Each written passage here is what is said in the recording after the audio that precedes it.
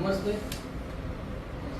3 નવા કાયદા અંગેના એક દિવસીય તાલીમ કાર્યક્રમમાં આપ સર્વેનું હાર્દિક સ્વાગત કરું છું અને આ કાર્યક્રમની શુભ શરૂઆત આપણે દીપ પ્રાગટ્યથી કરીશું.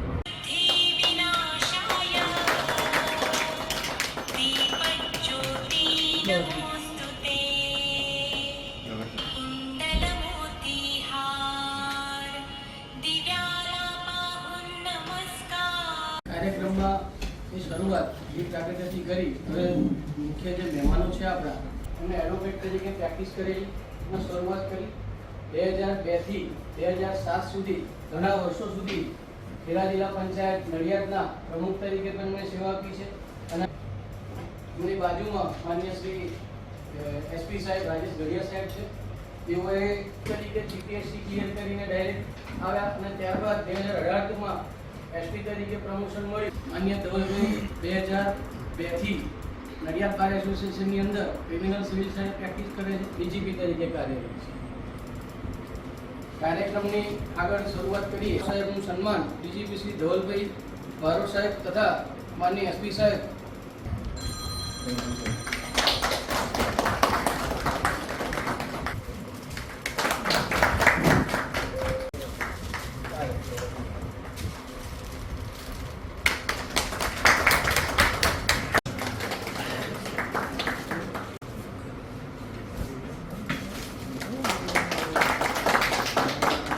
એમાં પ્રેક્ટિસિંગ ફિલ્ડમાં આવ્યો ત્યારે એવું ખબર હતી જ કે જે ફિલ્ડ આપણે એક્સેપ્ટ કરી છે તેની અંદર આપણે કાયમ માટે વિદ્યાર્થી જ છીએ.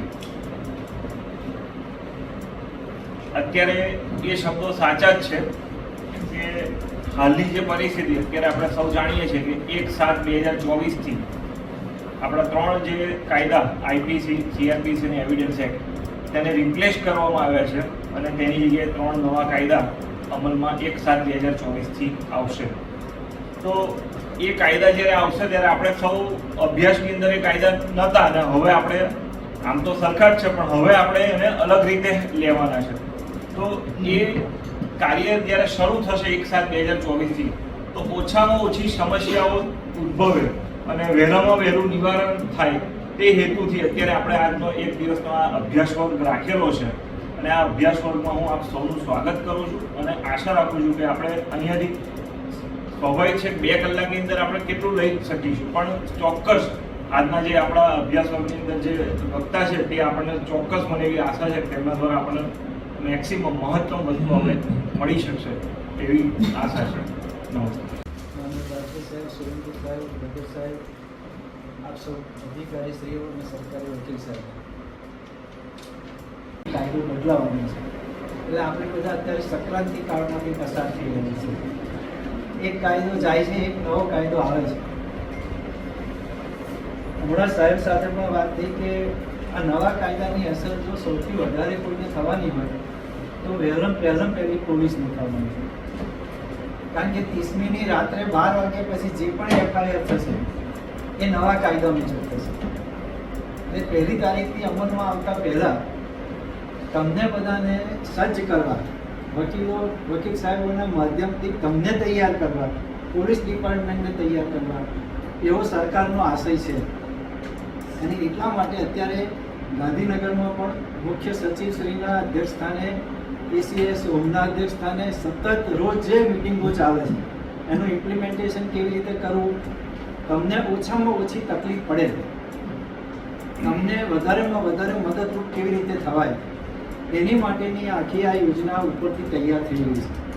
ડાયરેક્ટર ઓફ પ્રોસિક્યુશનનું નામ તમે અત્યાર સુધી નહીં સાંભળ્યું હોય કે કદાચ સાંભળ્યું હશે, પણ હવે નવા કાયદામાં ડાયરેક્ટર ઓફ પ્રોસિક્યુશન તમારું એક સિક્કાની બીજી બાજુ છે. તમારે સતત એમના સંપર્કમાં રહેવું પડશે અને એ માટેની બધી જ વ્યવસ્થાઓ ગુજરાત સરકારે પણ કરી છે. આસિસ્ટન્ટ ડાયરેક્ટર ઓફ પ્રોસિક્યુશન એ દરેક જિલ્લાની અંદર રહેવાની છે અને ડીએસપી સાહેબની કચેરીમાં જ રહેવાની છે, અહીંયા જ ઊભી થવાની છે અને અહીંયા જ બધા કર્મચારીઓ કામ કરવાના છે. આસિસ્ટન્ટ ડાયરેક્ટર ઓફ પ્રોસિક્યુશન પણ અહીંયા આવશે અને એ પણ સતત આપણા બધાના સંપર્કમાં રહેશે. આપણે પણ કોઈ મુશ્કેલી હશે તો મદદરૂપ થશે.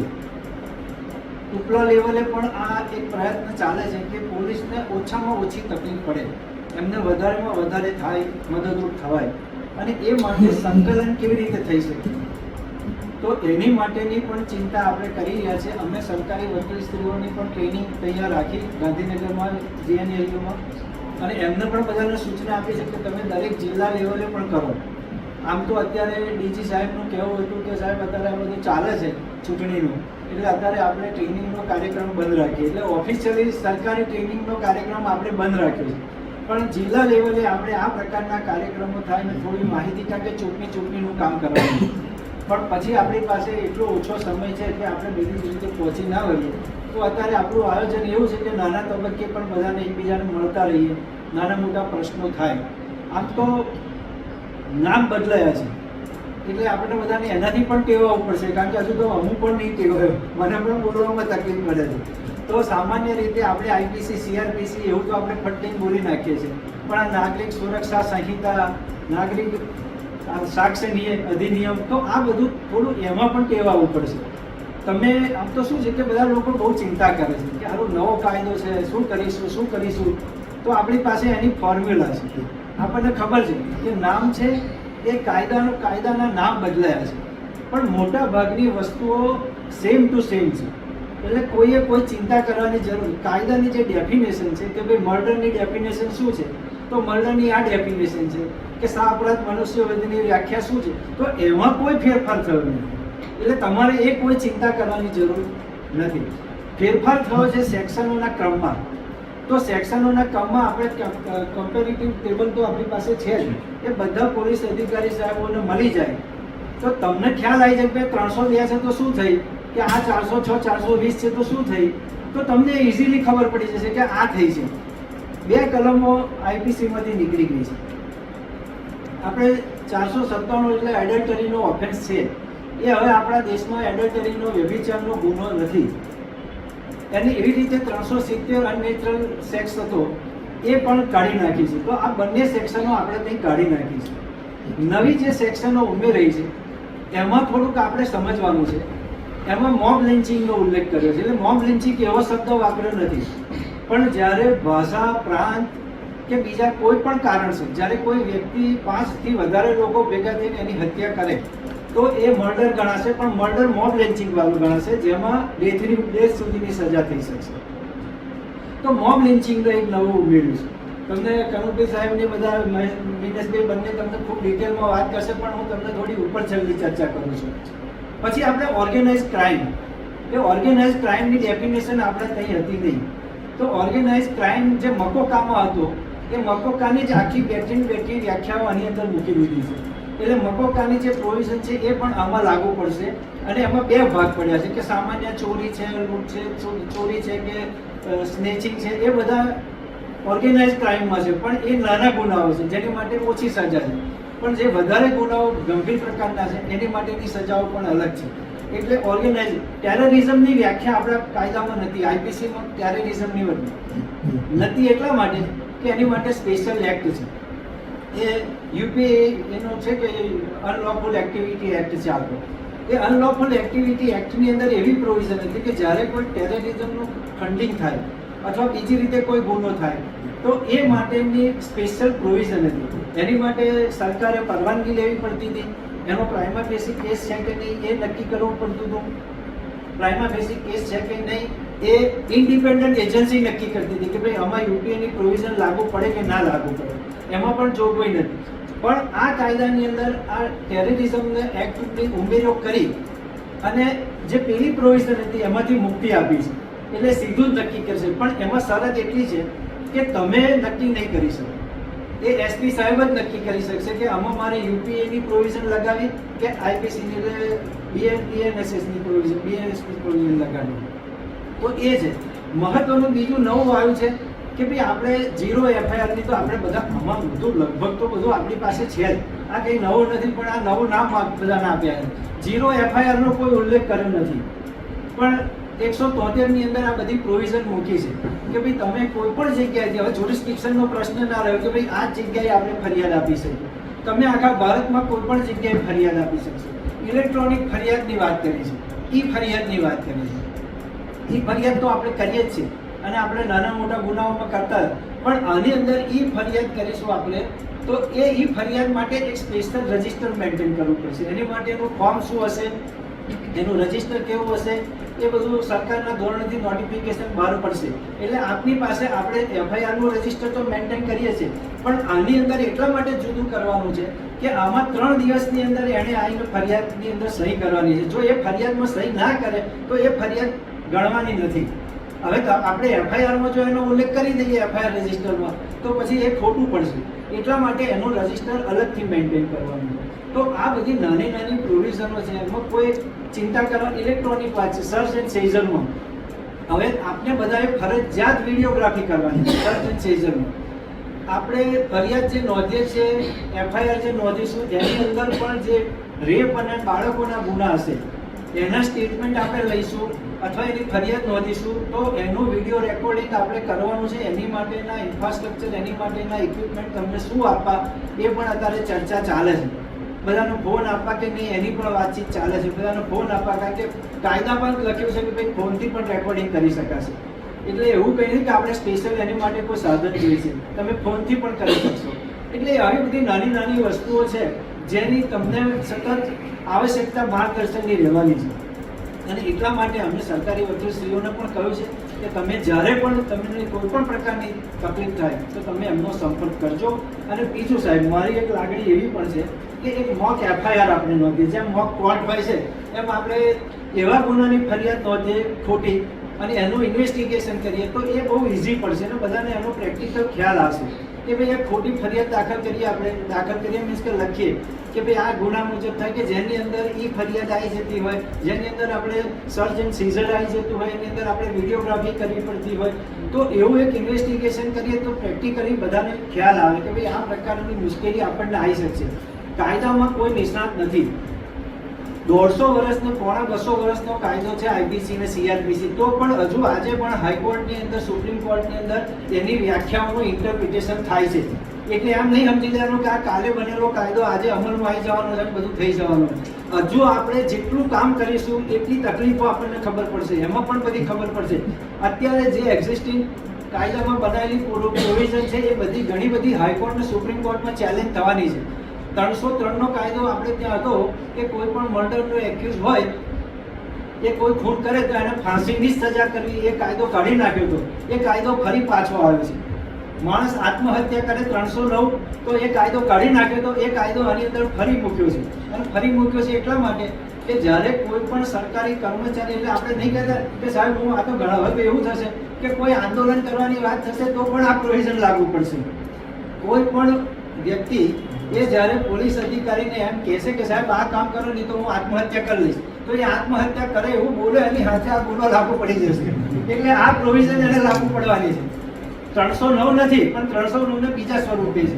જેવી રીતે સેડિશનનો કાયદો છે, દેશદ્રોહનો, એ કાઢી નાખ્યો પણ એને બીજા સ્વરૂપે મૂક્યો છે.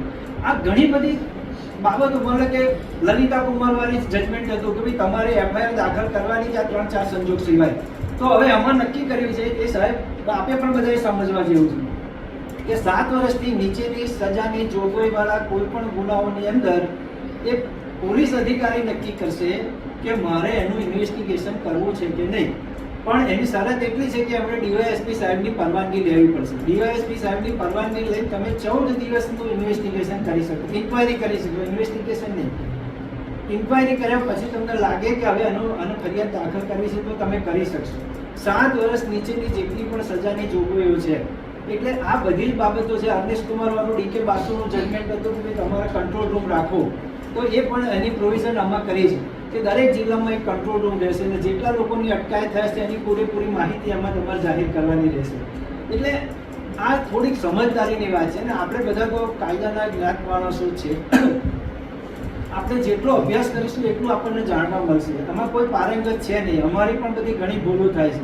એટલે આપણે એકબીજાને સાથે મળીને કાયદાનું સારું અને બેસ્ટ અમલીકરણ કેવી રીતે થાય એ આપણે જોવાનું છે. ને એની માટે ડાયરેક્ટર ઓફ પ્રોસિક્યુશન તમને મદદ કરવાની છે. ડાયરેક્ટર ઓફ પ્રોસિક્યુશન એ આખા ગુજરાત રાજ્યની મેઇન એજન્સી છે. આ કાયદાનું અમલીકરણ કરવા માટેની સૌથી મોટી જવાબદારી ડાયરેક્ટર ઓફ પ્રોસિક્યુશનની છે. એટલે આ એક ઇન્ડિપેન્ડન્ટ એજન્સી બનાવી છે અને એણે જુદી જુદી કામગીરી સોંપી છે. એ પૈકીની આ એક કાયદાના અમલવારીની પ્રોસિજર પણ DOP કરવાની છે. એટલે અહીંયા આપણે ત્યાં પણ એક કચેરી ઊભી કરવાની છે એની માટેની. તમારે કોઈ પણ તકલીફ હોય તો તમે અમારો સંપર્ક કરી શકો. અમે બધા જ સરકારી વકીલ સાહેબોને કહ્યું છે કે ભાઈ તમે ગમે ત્યારે પોલીસને ગમે તેવી જરૂર પડે તો તમે તમામ રીતે માહિતગાર આપજો. આપણા ત્યાં પણ અહીં કાયદા અધિકારી છે, એ પણ આપણે બધાને મદદરૂપ થવાના જ છે. એમને પણ કોઈ તકલીફ હોય તો પણ એ અમને સંપર્ક કરી શકે. અત્યારે ચૂંટણી પતે પછી કાયદા અધિકારીઓની પણ એક ટ્રેનિંગ અમારે રાખવાની છે, પણ આ ચૂંટણીના સંદર્ભમાં અત્યારે બધું બંધ છે એટલે અમે કશું કર્યું નથી. પણ આપણે ઈચ્છીએ કે આપણે પરસ્પર એકબીજાની સાથે મળી અને આ કાયદાનું સારું અમલીકરણ કેવી રીતે કરાવી શકીએ, એ જ અમારો બધાનો હેતુ છે. આજે આ સારો કાર્યક્રમ તમે અહીંયા રાખ્યો, આપણા બધાનો આભાર. અને ખાસ તો SP સાહેબનો આભાર કે એ હાજર રહ્યા અને આપણે બધાને પ્રોત્સાહિત કરે, અમને પણ પ્રોત્સાહિત કરે. આપણે બધાનો ખૂબ આભાર. અસ્તુ ભારત. એવું નથી કે ત્રણે જૂના કાયદા આપણે ભૂલી જવાના, ત્રણે કાયદાના જ રેફરન્સ લેશે કે 420 માં જજમેન્ટ હતું.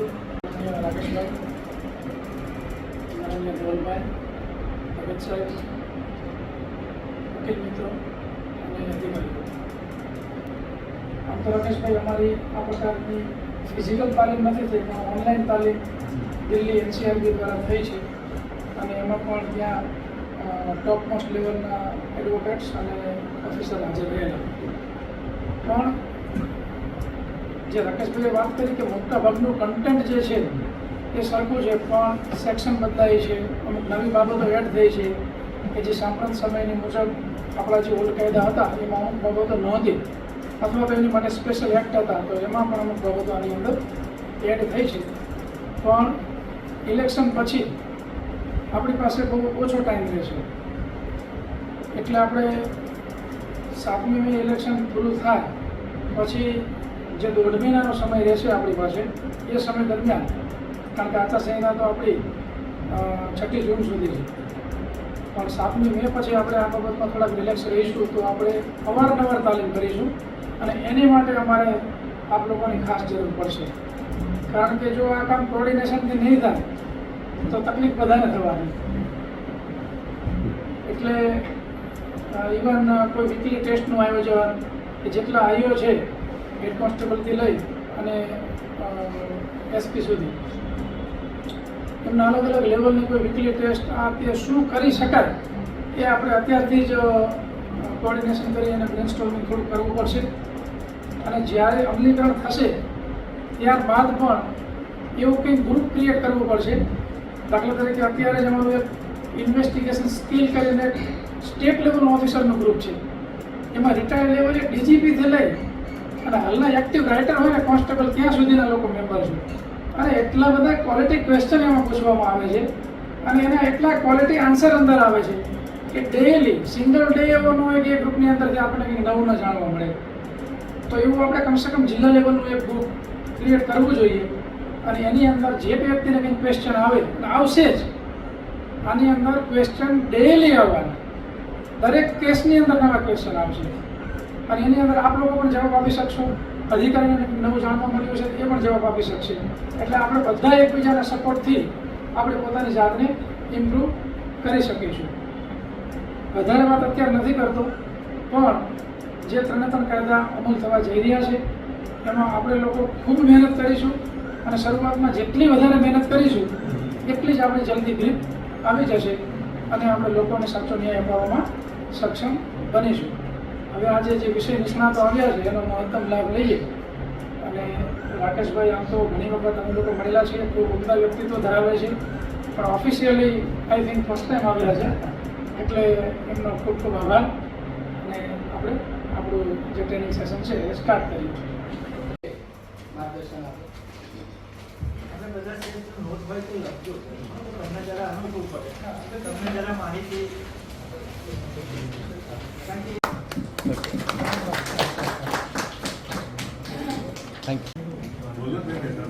માન્ય અનુભાઈ સુથાર મૂળ બાલાસિનોરના વતની છે.